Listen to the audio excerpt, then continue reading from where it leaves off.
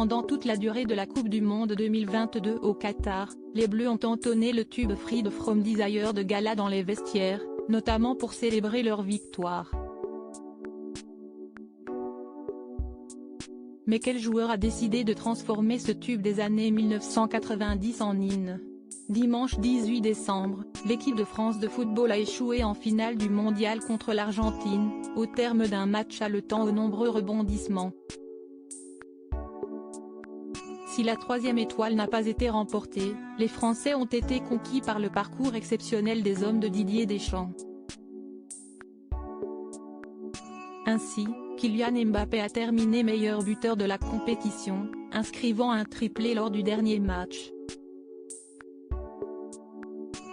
Des téléspectateurs aux célébrités, en passant par le président Emmanuel Macron, chacun s'est félicité du niveau de jeu des Bleus, ayant procuré de multiples émotions. Tous ceux qui ont regardé ce mondial se souviendront des performances des joueurs, mais aussi de ce tube qui accompagnait les moments de joie. En effet, dans les vestiaires, l'équipe de France fêtait ses victoires en entonnant la chanson Free from Desire de Gala.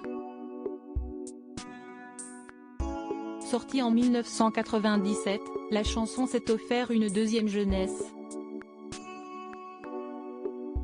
Une mise en lumière qui a ravi la chanteuse italienne, qui était prête à rencontrer les Bleus s'ils devenaient champions du monde.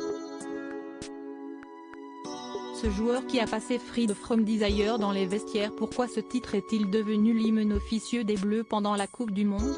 Si la question s'est posée durant toute la durée du mondial, le documentaire Merci les Bleus, diffusé sur TF1 mardi 20 décembre, en a apporté la réponse.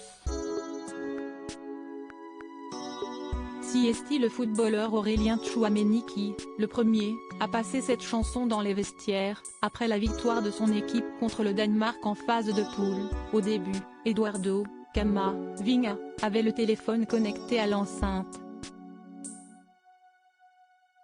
Il met une musique, je lui dis, non, non, ce n'est pas ce genre de musique qu'il faut mettre. Mais plutôt cette musique-là, indique-t-il aux caméras.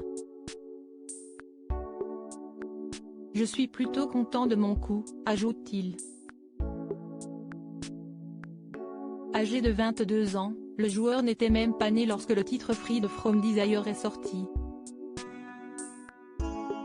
Qu'importe, le milieu de terrain aura réussi à faire connaître cette chanson aux plus jeunes et à partager de joyeux souvenirs aux autres.